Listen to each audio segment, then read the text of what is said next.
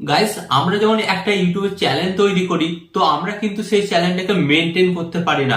But YouTube চ্যানেলটাকে maintain করার জন্য কিন্তু ইউটিউব আমাদের হাতে তুলে দিয়েছে একটি সুন্দর অ্যাপ, সেটি হচ্ছে ওয়াইটি স্টুডিও। বাট অনেকেই কিন্তু এই ওয়াইটি স্টুডিও অ্যাপটাকে সঠিকভাবে ব্যবহার করতে জানে না। এন্ড গাইস, এখানে আমি আপনাদের ঘরে বলি, আপনি যদি ওয়াইটি স্টুডিওটাকে সঠিকভাবে ব্যবহার না করতে পারেন তাহলে কিন্তু আপনি ইউটিউব চ্যানেলটাকে কোনোদিনই চালাতে পারবেন না। তাই আপনাকে কিন্তু প্রথমত ওয়াইটি স্টুডিও অ্যাপটাকে সঠিকভাবে ব্যবহার করাটা শিখতে হবে।